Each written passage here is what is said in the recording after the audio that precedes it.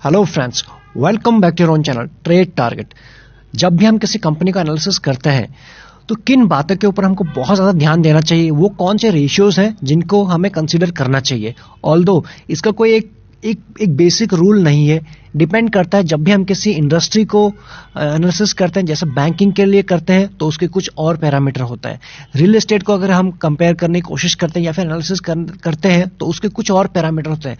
लेकिन आज की वीडियो हम ये सीखेंगे कि एक जो बेसिक पैरामीटर होते हैं, ऐसे कौन से रेशियोज होते हैं जिनको एक रिटेल इन्वेस्टर को या फिर एक इन्वेस्टर को जरूर ध्यान में देना चाहिए सेलेक्ट करने से पहले, या फिर रिजेक्ट करने के लिए। वो आपको काफी इंपॉर्टेंट या फिर आपको काफी मदद करेंगे कि इस कंपनी को आपको रिजेक्ट करना चाहिए या फिर सेलेक्ट करना चाहिए। दूसरी चीज, इस वीडियो से हमें यह भी समझ में आएगी क्या ये इतना मुश्किल है, या फिर इसमें बहुत ज्यादा टाइम लगता है, या फिर हमें किसी एनालिस्ट के बराबर इसमें बहुत ज्यादा नॉलेज की जरूरत होती है किसी भी स्टॉक को पिक करने के लिए। क्योंकि मैक्सिमम टाइम या फिर मैक्सिमम लोग किसी भी स्टॉक को पिक करने के लिए दूसरे पर डिपेंड होते हैं या फिर किसी और की मदद चाहिए होती है। तो क्यों नहीं हम इस वीडियो से कुछ सीख लें और खुद इंडिपेंडेंट बन जाए किसी भी स्टॉक को पिक करने के लिए। इससे पहले हम आज का वीडियो को शुरू करें, किसी भी शेयर को एनालिसिस करने के लिए बहुत सारे पैरामीटर की जरूरत होती है, लेकिन हम कुछ सिर्फ आज कुछ 5 जो एक इंपॉर्टेंट जो पॉइंट्स होते हैं, जो रेशियोज होते हैं, उनके ऊपर बात करेंगे। एटलीस्ट अगर किसी ने इतना भी ध्यान दे दिया तो वो ये समझ सकते हैं कि इस कंपनी को रिजेक्ट करनी है या फिर इसके ऊपर इन्वेस्ट किया जा सकता है। तो सबसे पहला जो हमारा पॉइंट है ना, प्रॉफिट ग्रोथ। आप देखते हो कि किसी भी कंपनी का अगर जब भी आप किसी में इन्वेस्ट करने की सोच रहे हैं या फिर आपने इन्वेस्ट किया, तो उसका जो प्रॉफिट ग्रोथ होना चाहिए वो आपको कंसिस्टेंट होना चाहिए। वो ऐसा नहीं होना चाहिए कि इस साल 33 करोड़ हो गया, अगले साल 30 हो गया, उसके बाद अगले साल 52 हो गया और फिर 41। यानी कि जो ऐसे जिगजैग फॉर्म में नहीं होना चाहिए, आपको एटलीस्ट एक कंसिस्टेंसी फॉर्म में नजर आना चाहिए। जैसे कि आपको यहां देख सकते हो, आप 33, उसका 36, 39, 40, एटलीस्ट माइनर डिफरेंस हम समझ सकते हैं, लेकिन ऐसा ना हो कि बहुत ज्यादा जिगजैग उसमें हो। तो उससे एटलीस्ट मैं तो आपको रिकमेंड नहीं करूंगा। जो पहला पैरामीटर होता है प्रॉफिट ग्रोथ, वही आपने ये रेवेन्यू देखा, वही अगर इसके प्रॉफिट की बात हम देखेंगे 4, 5, 6 एंड 6.74, यानी कि यहां भी आपको कंसिस्टेंसी के साथ धीरे धीरे आपको ग्रोथ समझ में आ रही है। इससे हमें यह पता चल जाता है कि कंपनी काम कर रही है, एंड कंपनी काम करी तो डेफिनेटली उसके शेयर प्राइस भी मूव करेंगे। बहुत ज्यादा जहां पे फ्लक्चुएशन हो जाता है वहां पे मैं थोड़ा सा अवॉइड करता हूं। तो पहला पैरामीटर आपका यही होना चाहिए। उसके बैलेंस शीट को जब भी आप ओपन करें, बाकी सारी चीजें तो आप देखेंगे, ये जरूर देखिए कंपनी क्या कंसिस्टेंसी के साथ प्रॉफिट बना पा रही है या फिर नहीं। दूसरा जो इंपॉर्टेंट पैरामीटर होता है डेट। किसी भी कंपनी को, अगर किसी भी कंपनी में डेट है, जितना ज्यादा डेट होता है वो कंपनी, फिर चाहे उसमें सेल्स तो हो रही है लेकिन डेट भी उतना ही है, वो डेट किसी भी कंपनी का दीमक की तरह धीरे धीरे खा जाता है अंदर से अंदर। तो आपको सबसे पहले ध्यान देखना है डेट। जितना कोशिश कीजिए आप उस स्टॉक को पिक करें, उस सेक्टर को नजर में रखें जिसका जो डेट है वो 0 हो। अगर उस कंपनी को आपको पिक करना ही है, आपको बहुत अच्छा लगता है, तो उसका जो मैक्सिमम डेट होना चाहिए वो आप ध्यान दीजिए 0.50 से ऊपर नहीं होना चाहिए। इससे कम हो सकता है 0.20, 0.15, 0.23, लेकिन 0.50 से ज्यादा नहीं होना चाहिए। ये इस चीज को आप ध्यान रखिए। अब डेट क्या होता है? कंपनी ने जो उधार लिया हुआ है। अब देखिए, जब भी कोई कंपनी ने कुछ इनकम आई, सबसे पहले वो क्या करेंगे? सबसे पहले जो उनका डेट है, जो इस डेट पे इंटरेस्ट है, उसी को पे कर देंगे। पे करने में उनका सारा जो कैपिटल है, सारा जो प्रॉफिट है वो चला जाएगा। तो कहां से अपने शेयर होल्डर को कुछ देंगे?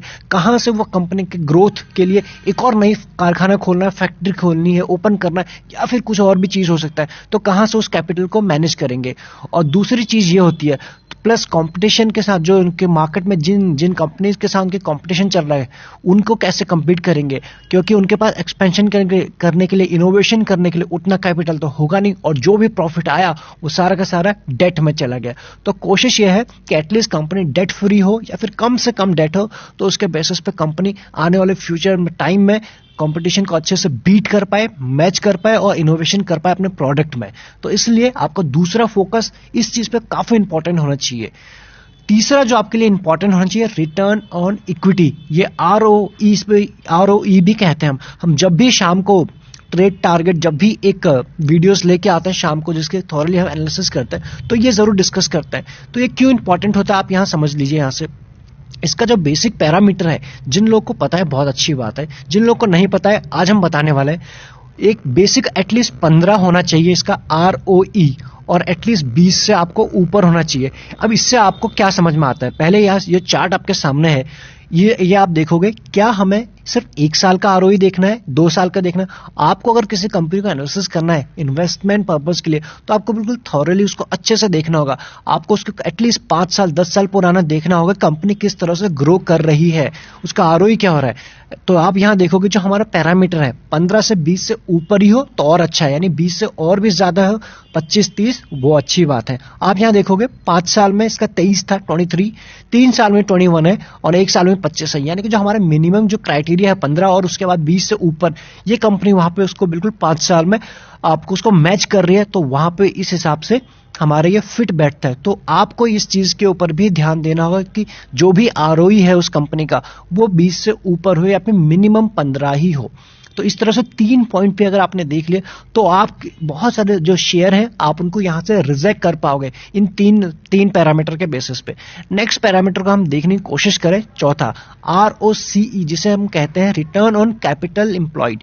अगेन ये भी उतना ही इंपॉर्टेंट है जितने कि 3 पैरामीटर। जब वहां तक आपने कुछ कंपनी को रिजेक्ट कर चुके होंगे, अभी कुछ कंपनीज आपके रिजेक्ट यहां पर हो जाएंगे। इसका भी हमारा जो बेसिक पैरामीटर है वो भी अगेन 15 से लेके 20 के बीच में ये होना ही चाहिए।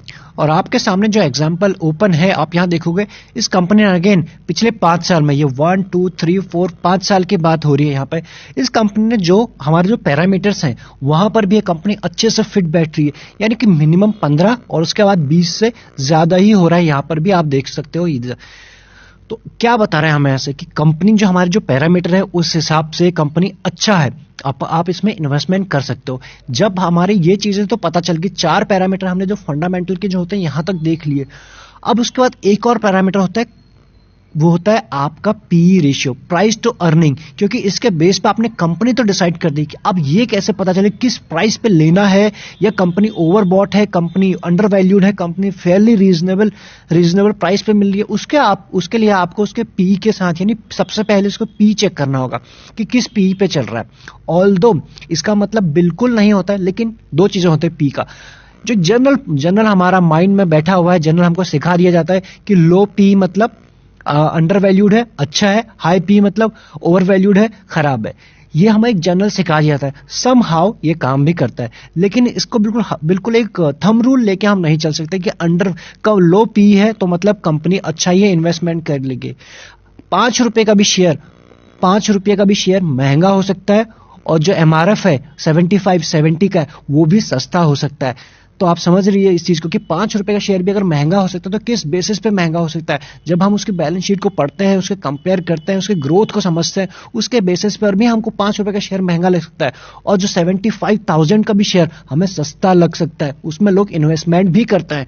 अगर आप खुद सोचिए, क्या MRF में कोई इन्वेस्टमेंट आज के दिन नहीं करता है? करते हैं ना, आपने भी किया होगा, या फिर आप इनको जानते होंगे जिन्होंने इन्वेस्टमेंट किया। तो वाई? क्योंकि एक ग्रोथ होता है, एक कंपैरिजन होता है, तो उसके लिए हम देखते हैं पी रेशियो। सबसे पहले हम पी रेशियो क्या देखते हैं कि उसके पीयर्स के साथ किसी भी अगर हम शेयर को अगर हम उठाते हैं, पिक करते हैं, सेलेक्ट करते हैं, तो उसके पीयर के साथ ही उसको पहले हम कंपेयर करते हैं कि और दूसरा होता है इंडस्ट्री पी। ऑल्दो ये आपको मिल जाएंगे बहुत ही सारे रेशियोज जो है वो आपको आजकल सारे के सारे ऐसे जो फाइनेंशियल ऐप हैं आपको इजीली मिल जाएंगे, किस तरह से आप इनको कंपेयर कर सकते हैं। उसके बेसिस पर ही आप एक अच्छा जो शेयर है उसको यहां तक तो आप रिजेक्ट कर पाए होंगे। आपने 5 पैरामीटर देखे, उससे पहले आपने 10 शेयर ढूंढ के रखे थे जिसमें आपको इन्वेस्ट करना था, और उनके बेसिस पे जब हम देखते हैं अपने इन 5 पैरामीटर को लगाते हैं जो इन 5 पे फिट बैठेगा, फोर्थ अगर 4 पे फिट बैठ रहा है, 1 पे नहीं बैठ रहा है, तब भी हम उसको रिजेक्ट करेंगे। तो इस बेसिस पे आप एटलीस्ट एक अच्छा एक शेयर को ढूंढ पाएंगे। जैसे कि हमने शुरू में ही कहा था कि ये जो 5 पॉइंटर हैं ये ऐसे नहीं कि सिर्फ इतना कर लिया तो आपका जो स्टॉक सिलेक्शन है वो 100% सही हो गया। डिपेंड करता है सेक्टर वाइज, शेयर वाइज। जैसे कि हमने बताया था बैंकिंग सेक्टर के लिए वहां कुछ और चीजों के ऊपर ध्यान देना पड़ता है, बाकी सेक्टर के लिए कुछ और चीजों पर ध्यान देना पड़ता है। लेकिन जो बेसिक बता दिया, एटलीस्ट 5 पॉइंट भी अगर किसी ने ध्यान में रख लिए तो एटलीस्ट वो एक अच्छा स्टॉक को नजर में रख सकते हैं, या फिर उसको रिजेक्ट कर सकते हैं कि ये हमारे वॉच लिस्ट में रखने लायक भी है, या फिर इन्वेस्टमेंट करना भी चाहिए या फिर नहीं चाहिए।